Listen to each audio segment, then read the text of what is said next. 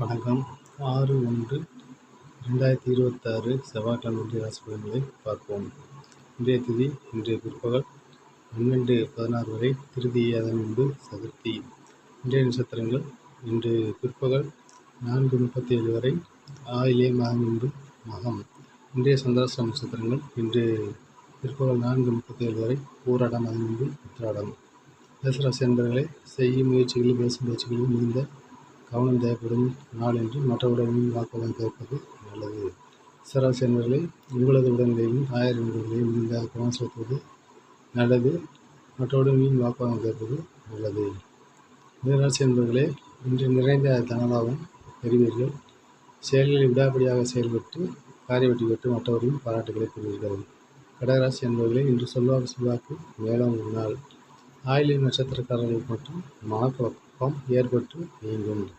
கும்பராசி என்பவர்களே, இன்று பிற்பகல் 4:37 வரை ராசிக்குள் சந்திரன் வருவதால் எதையும் ஒரு முறைக்கு யோசித்து செய்வது நல்லது. உடல் சோர்வு, மனச்சோர்வு ஏற்பட்டு நீங்கும். கன்னிராசி என்பவர்களே, இன்று வீண் விரயம், வீண் அலைச்சலை காட்டுகிறது. எனவே இக்காரியத்தில் மிகுந்த கவனமுடன் செயல்படுவது நல்லது. துலாம் ராசி என்பவர்களே, இன்று யோசிக்காத செய்த காரியத்தில் கூட நிறைந்த தனலாபம் பெறுவீர்கள். எக்காரியத்திலும் காரிய வெற்றி உண்டு.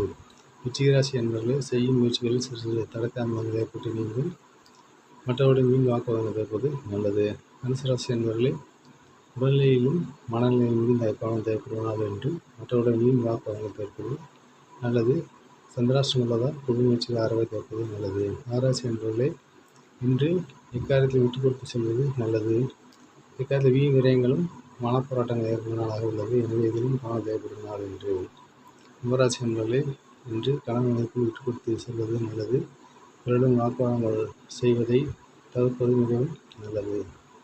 மீனராசி என்பவர்களை செய்யும் அனைத்து முயற்சிகளிலும் இன்று காரிய வெற்றி பெற்று மனநிலை பெறுவீர்கள். நிறைந்த தனலாபம் இன்று உண்டு.